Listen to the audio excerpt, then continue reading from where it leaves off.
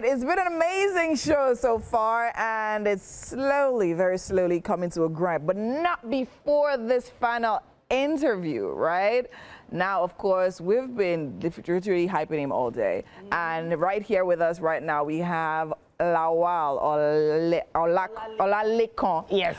Olumo, very important, who's popularly known as Konga. I don't think we have to go through all of that, because we know who he is. Yeah. Welcome to Wake Up Nigeria. Welcome back to Wake Up Nigeria. Welcome back, yeah. Yeah. Thank you for waking me back to Nigeria.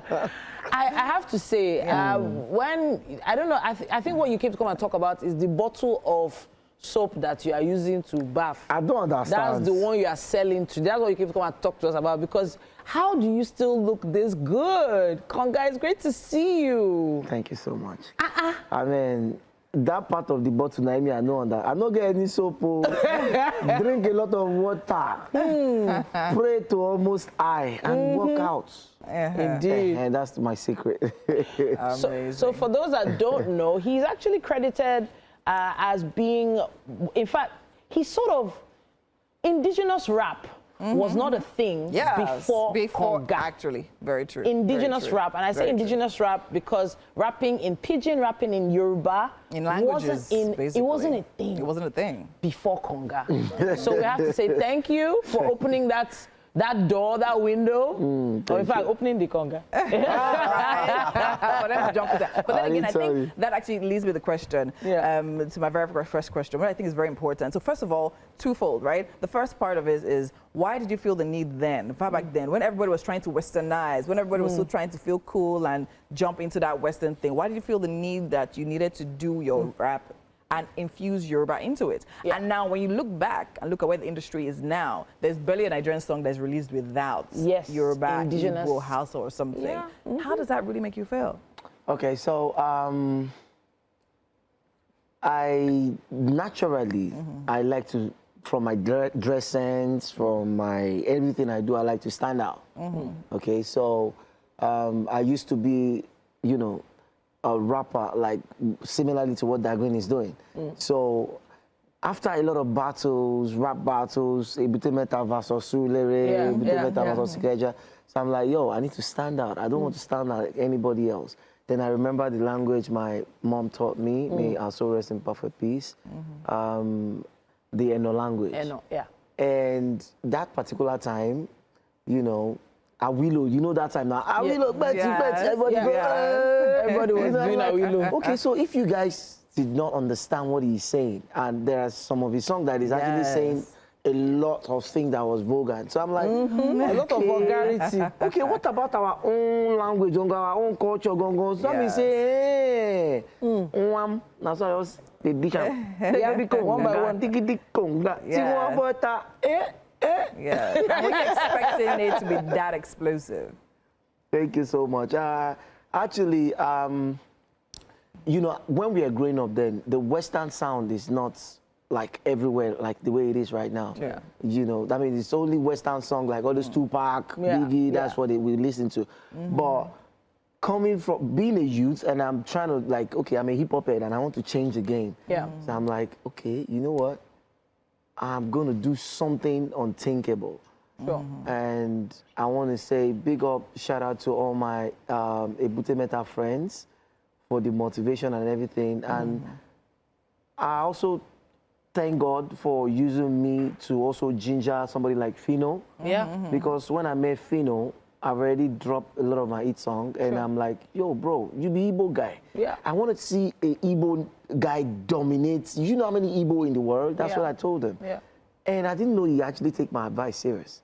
So he actually came for a record deal. So we are actually having a meeting with some record company. So Negaro brought him, and I'm like, bro, I love your flows. But you need to remove that yo nigga, yo, you need to remove it. Speak the Igbo, wala man name, Before I knew what's up, my nigga don't go back to the sort of Ndiala. I jumped up when I saw the video. I'm like, yes, that's my guy. Amazing. So it's going to be beyond your own hits, right? You actually also influenced others to go indigenous. I think that's brilliant. Well done. Yeah. Well so, done. but then again, you've had an insight into what the industry was like then and what it's like now. How? Okay, so now the song Konga. I say because we had a lot of streaming that's taking over basically. But back then we were talking about piracy and how people's records were being replicated haphazard, and whether the artists were actually getting money for these songs that were so popular. Were you able to get the money from Konga, that song? And what is it like online now? All right, point blank, straight answer, none of us in that era made a dime. Wow. We didn't make a dime. Wow. The best word I can use right now, we were raped off all our royalties. Wow. Do you understand? So even the shows where you go there, they use peanuts until when Idris Abdul Karim had to step up during the East 50 cent crisis. That's why you see the prices go up right now. Wow. So it really affected a lot of us because everything we do that time is manually. There's no social media. It's manually. You go to every radio station manually. Compared to now, you can just send email to everybody. The media will have everything you need to say. Very true. And another thing is, man, we suffer. Oh God, I beg, bro. You know, from the cassette time era, the cassettes. Let me explain to you. From the floppy disk to the disc jockey. You know what? I don't want you to take it too far. To the Bluetooth, to the infrared TT Jensen. I don't want to cry. No, I totally understand, and I think it's really amazing because I was literally at the Rewind show sometime in December, and literally, I mean, having music from that time played now, the nostalgia, it was insane.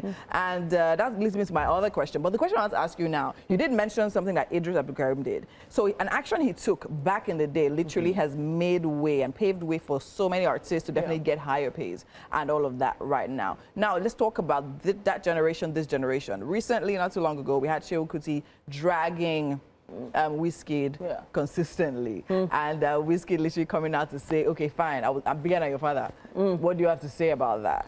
So now what do you have to say about the back and forth? I mean, the entire thing. Okay, before I dive into that matter, I actually wanted to talk about the Dirty December that you talked about. Imagine if Jimmy Jata has not done that show. There is no space for the OG.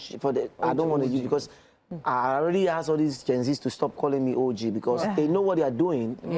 It's not fair. Okay.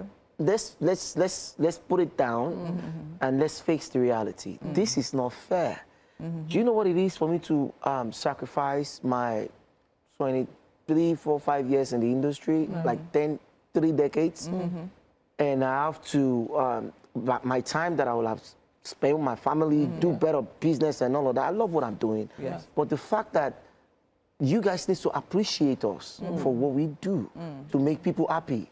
Do you get me? So because why I'm saying this is that I said this Dirty December will not get this December. You know, dirty for my face at all. Because why? I want to see a Wizkid bring Banky W on stage, regardless of their personal activities. He delivered. He finished his work.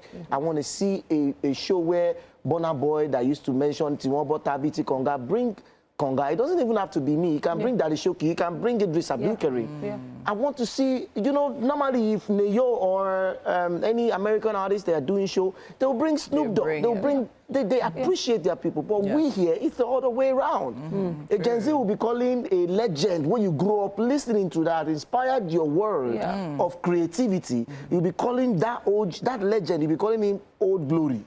Wow. It's not fair. That's why you see most of these legends are not coming out. They don't want to be called out. They don't want to be called names. And me, I know they hear you. Me, my grind is different. So let me now go back to your question. Right? So you're talking about first, what I would just say is say, I am not happy it's coming like this. I was expecting something similar to this, because all these Gen Zs have been that OG they're actually calling the legend is actually making all the legends not having shows. Promoter will be telling you, do you have any new songs? Wow. The ones that I've been doing, bro, they're still not playing for club, everywhere go tear. I am the first artist in this Nigeria that did a song that will be a carnival, like more like a soca that people will be running, throwing shares, throwing. I was one that started street music. I started street music with my full chest. All these things where the Molamide, all these boys they do, I started. It's my blueprint, and I'm proud. You know, I started this thing. The same thing for fella. A legendary fella started the movement. Sonny Ade started the movement. All these people, we have different kind of genres of music. Fuji, Juju, imagine, Barista. Yeah. So look at all these genres, look at all these. Now, somebody will now say, even if you want to say I am the new fella, I don't see anything wrong in it, but the fans are the one that should bringing the problem. Yeah. True. And I think they can do more with that energy. All right.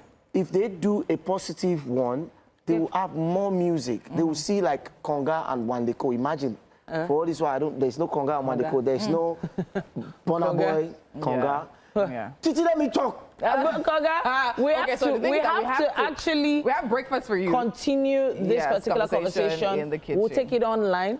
Don't worry. We'll take it online. Yes, so we'll take it online. Titi, we'll take it online. Yeah. Let's take it. But the thing is, the chef has cooked something for us to taste. We have to get now. there right now. We have to eat it right now. To eat? Yes. Konga we eat. Let's go. Let's take a stroll. Amazing. That was your new song, African Queen. African Queen. Totally different vibe. Thank you so much. I really love it. Konga, this is sushi. Okay. 3 different types of sushi there. Okay. One that might really interest you is the jollof sushi. Right in the center there. I feel like eating it already. Yeah. So you're eating with your eyes. I mean, Chef Ruth, you have outdone yourself. Yeah. Well done. Konga, you want to try it very fast? Chef Ruth. Or you will try it Is it later? Chef Ruth or Chef Ruth? Root. Chef Ruth, you are the root of this. So you need to try that. God bless you, my African queen. Thank you. No, ladies first. No, I'm a gentleman. Please go. He will definitely try it later, but you like how it looks, right? Yes. All right, wonderful. Konga, thank you for coming on the show, and of course, big shout out. Keep doing what you're doing, and keep blessing the African queen. And let me come and eat it then if you want to sign me up. Okay. All right, go ahead. While he's trying that out, Yes, so. It's scattered. It's scattered. Oh, yeah. Oh, dear. No say we Amala people, no sabi use all this last name. We'll try. All right. That's all that needs to be said. Nothing more. Let's head up to our performer to wrap up the show. It's been a wonderful time. We'll see you tomorrow. Drixon, Shines, take it away. Take care. All right, guys.